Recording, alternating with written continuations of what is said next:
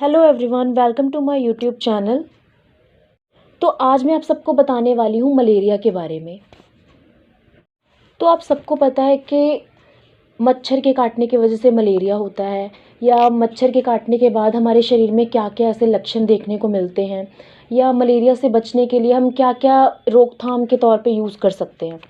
लेकिन क्या आपको पता है कि जो मच्छर हमें काटता है, जिसकी वजह से हमें मलेरिया होता है, वो मच्छर ऑलरेडी इन्फेक्टेड होता है, यानी कि वो ऑलरेडी मलेरिया से ग्रसित होता है।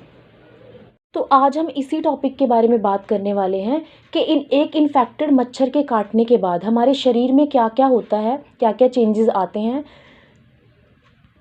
और किस तरीके से हमारे शरीर में जो है ये इन्फेक्शन फैल जाती है, और एक व्यक्ति से दूसरे व्यक्ति तक ये इन्फेक्शन कैसे फैलती है। तो ये सारा आज मैं आप सबको इस वीडियो में बताने वाली हूँ। तो इसको हम स्टेप बाय स्टेप समझेंगे। सबसे पहले क्या होता है कि एक मच्छर जिसके शरीर में पहले से ही मलेरिया का पैरासाइट यानी कि प्लाज्मोडियम पैरासाइट प्रेजेंट होता है, और जो मच्छर हमें मलेरिया का पैरासाइट देता है उसको क्या कहते हैं, फीमेल एनोफिलिस मच्छर। सबसे पहले एक इन्फेक्टेड मच्छर आता है जो एक स्वस्थ व्यक्ति को काटता है। जब मच्छर स्वस्थ व्यक्ति को काटता है तो उस समय पर क्या होता है, क्योंकि उस मच्छर के शरीर में प्लाज्मोडियम पैरासाइट प्रेजेंट होता है, यानी कि जो मलेरिया कॉज करता है। तो वो इन्फेक्टेड मच्छर जब एक स्वस्थ व्यक्ति को काट रहा होता है तो उसके मुंह से क्या होता है कि जो उसका थूक होता है, यानी कि सलाइवा होता है मच्छर का, वो उस व्यक्ति के अंदर चला जाता है। उसके सलाइवा के थ्रू जो है वो पैरासाइट व्यक्ति के शरीर के अंदर एंटर हो जाता है, और ब्लड के थ्रू वो लीवर में चला जाता है। अब लीवर में जाने के बाद क्या होता है, ये पैरासाइट जो होता है ये अपने आप को मल्टीप्लाई करना शुरू कर देता है। ठीक है, ये मतलब कि एक से बहुत सारी जो है वो कॉपीज़ बन जाती हैं इसकी, लाइक 1 से 2, 2 से 4, 8, इस तरीके से बहुत सारे जो है वो इसके पैरासाइट बन जाते हैं। सारा प्रोसेस जो है वो 7 से 10 दिन के अंदर अंदर जो है वो कंप्लीट हो जाता है।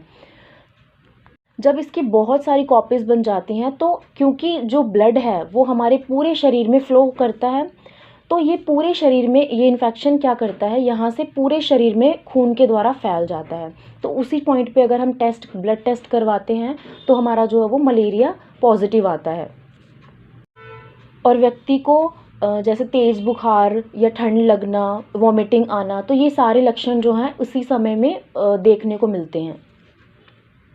अब यहाँ पर क्या होता है कि अब उस व्यक्ति के अंदर जो है वो पैरासाइट यानी कि वो मलेरिया पॉजिटिव है, उसको मलेरिया हो चुका है।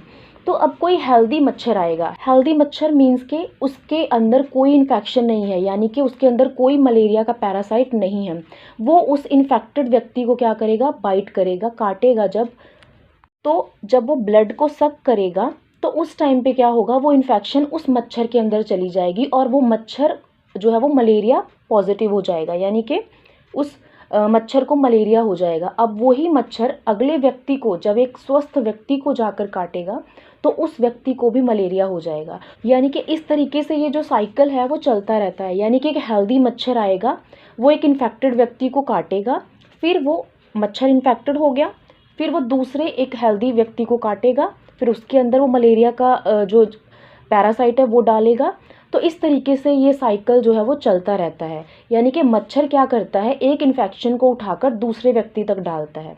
तो यानी कि वो एक वेक्टर यानी कि वाहक का काम करता है।